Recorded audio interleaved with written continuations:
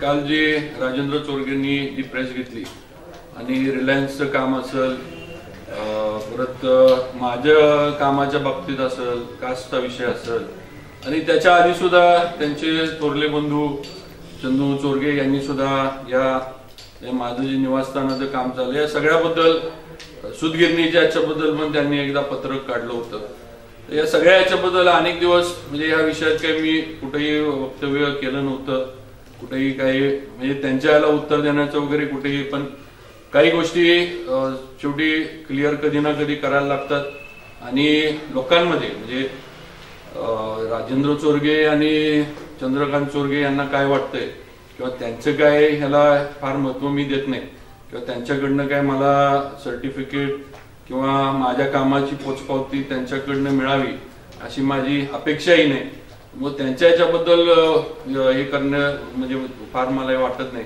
फक्त लोकांमध्ये गैरसमज पसरवण्याचा जो काही उद्योग चाललाय आणि येणारी विधानसभेची जी निवडणूक आहे ती लोकसभेनंतर होईल त्याच्या बाबतीत शंका निर्माण करणं आणि माझ्याबद्दल प्रामुख्यानं म्हणजे बदनामी करणं आणि लोकांच्या मनात कुठेतरी शंका निर्माण व्हावी आणि त्याचं मग काय राजकीय जे काही कोणाचे विषय असतील ते साध्य करता यावेत हा प्रयत्न या सगळ्याच्यातनं चाललाय.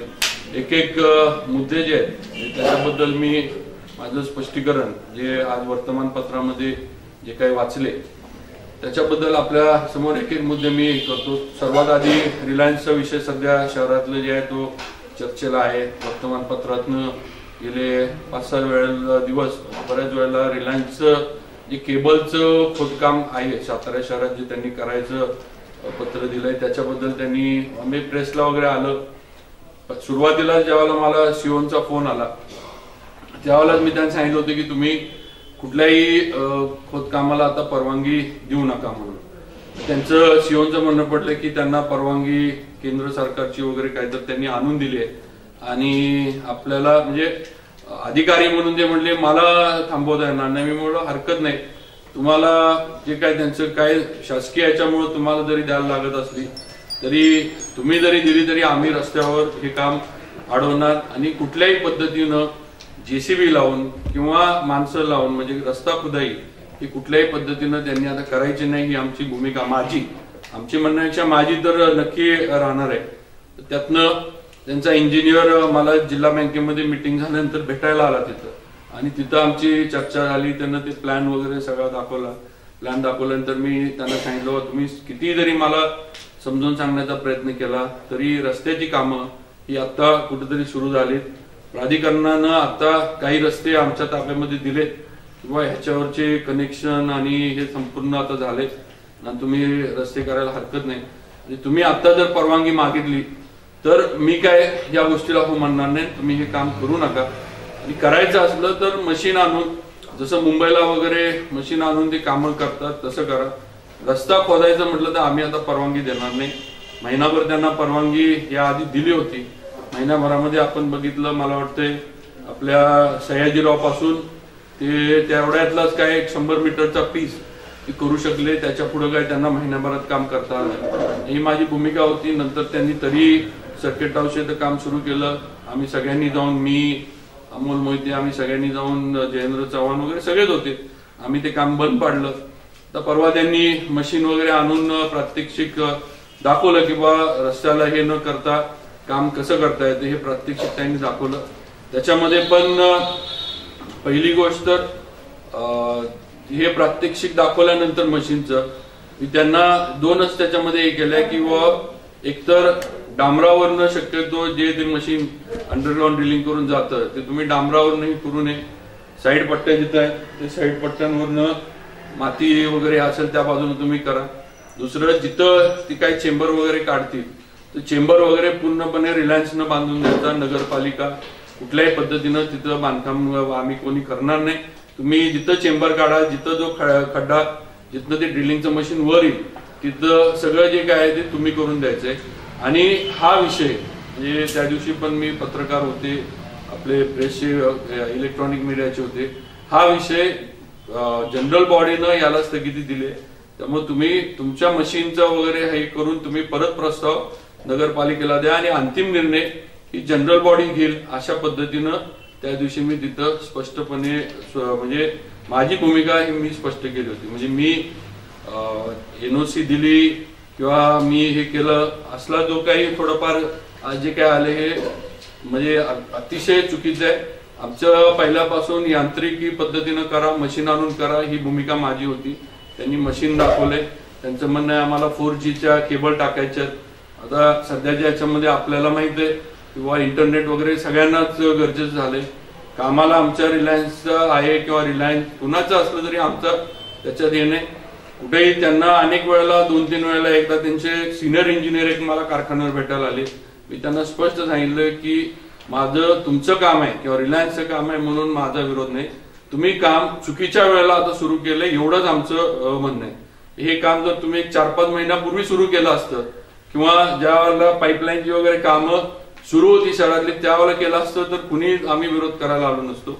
आज आता तुम्ही हे करताय तुमची वेळ चुकलेली आहे एवढंच माझी भूमिका होती आणि त्याप्रमाणे आज सुद्धा ती भूमिका आमची कायम आहे. कुठेही खुदाई मशीन JCB आणि माणसं लावून करायची नाही आणि जे काय असेल फायनल निर्णय हा जो आहे हा शेवटी जनरल बॉडी घेणार आहे. कारण त्यांनी याला जनरल बॉडी चर्चा होऊन स्थगिती दिलेली आहे. काही लोकांनी आरोप केले किंवा सेटलमेंट झाली वगैरे तर माझं आपलं स्पष्ट म्हणणं आहे की ह्या गोष्टी काही कुठं लपून राहत नाहीत. म्हणजे आर्थिक व्यवहार असल्या याच्यात झाला किंवा आर्थिक व्यवहाराची चर्चा जरी झाली तरी ह्या गोष्टी काही कुठं लपून राहत नाहीत आणि नगरपालिकेतल्या तर अजिबातच लपून राहत नाहीत. कुणी कुणाशी कुठं बसलं आणि कुणी कुणाशी आणि आपलं शहर पण एवढं छोटं आहे की ह्याच्यामध्ये कुणाशी काय तडजोड झाली कधी ही कुठेही लपून राहत नाही. त्यामुळे सेटलमेंट झाली असं ज्यांचं म्हणणं आहे त्यांनी एक मला वाटतं 8-10 दिवसांमध्ये सिद्ध करून दाखवावं किंवा मी सेटलमेंट कुठं केली, कितीची सेटलमेंट झाली, कुणी मध्यस्थी केली, कशी आमची तडजोड झाली,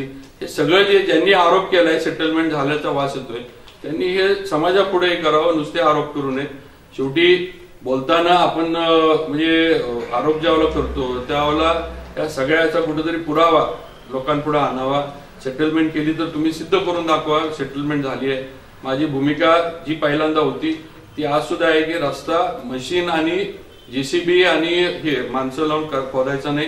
त्यातल्या त्यात आता जो रस्ता झालाय म्हणजे नगरपालिकेपासून पुढचा रस्ता सुरू आहे त्या याला पण मी त्यांना हे केलं किंवा तुम्ही तिकडं आता काम काय कुठलं करू नका. तुम्हाला करायचं असलं तर उरलेले जे काय आता रस्ते असतील कारण सगळे मिळून 36 किलोमीटरची काय तर केबल त्यांना सातारा शहरातनं टाकायची आहे. त्यामुळे माझी भूमिका ही होती आणि सेटलमेंटचा जो विषय त्याच्याबद्दल राजेंद्र चोरगेंनी समाजापुढं किंवा लोकांपुढं म्हणजे जे सारखं दाखवतात आम्ही लोकांसाठी हे करतोय ते करतोय त्यांनी लोकांपुढं सेटलमेंट किती कधी कितीची झाली हे सगळं लोकांपुढे आणावं. 8 ते 10 दिवसात त्यांनी सेटलमेंट बाबतीतला जो काही विषय आहे तो त्यांनी प्रूफ करून दाखवा म्हणजे हे करून दाखवा की बा कुणी मला पैसे दिले, कुणी म्हणजे माझ्याकडनं कुणाला निरोप गेला पैसे पाहिजेत म्हणून किंवा रिलायन्सच्या कुठल्या अधिकाऱ्याशी किंवा कुठल्या इंजिनियरशी माझं बोलणं झालं किंवा पैसे मिळावेत म्हणून त्यांनी दाखवावं. असं कुठलंही नाही, नुसतं बदनामी करण्याचा उद्योग आहे. दुसरा विषय त्यांनी मांडला म्हणजे कास्ट की पूर्वी खासदार साहेबांनी 5 कोटीचा प्रस्ताव केला होता आणि 48 कोटीचा प्रस्ताव कसा झाला. मला वाटतंय थोडंफार राजेंद्र चोरगेंनी हा विषय थोडा हे करावा. त्यांनीच मला वाटतं ज्यावेळेला कास्टच्या उंची वाढवण्याचा निर्णय मुंबईमध्ये अजितदादांच्या बैठकीमध्ये झाला त्यावेळेला चोरग्यांनीच इकडं लगेच जाहिरात दिली होती. मला अजून आठवते की अजितदादांचे आभार वगैरे. माझ्यावर आरोप करत असताना हा विषय अजितदादांनी मंजूर करून दिला याची तरी जाणीव चोरग्यांनी ठेवली पाहिजे. शेवटी ज्यांच्यामुळं आज आपण उभं आहोत आणि ज्यांच्यामुळं आज आपलं सगळं जे काही म्हणजे जे काही वलय निर्माण झालंय, जे काही बालाजी ट्रस्टला आपल्या माऊलीचं वगैरे जी जागा दिली दादांनी मदत केली त्यामुळे झाले.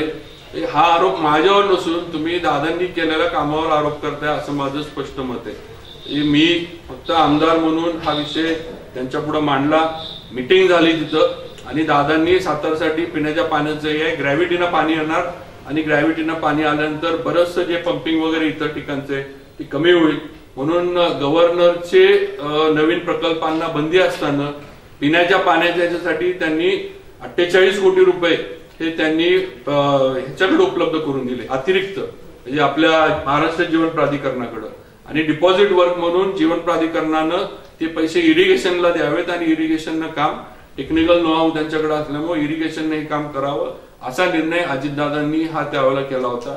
त्यावेळेला हा प्रकल्प मंजूर झाला म्हणून यांनीच लगेच जाहिरातबाजी वगैरे सगळी केली होती की दादांनी प्रकल्प मंजूर केला. आज ह्याच प्रकल्पावर ते बोट दाखवतात किंवा या प्रकल्पाबद्दल शंका व्यक्त करतात.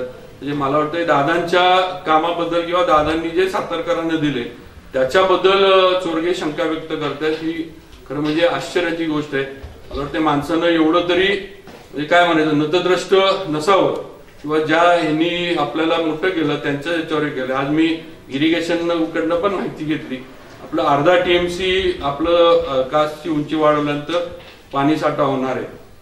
अर्धा TMC म्हणजे आत्ताच्या पाणी साठ्याच्या 5 पट पाणी साठा हा नवीन ह्याच्यामध्ये होणार आहे.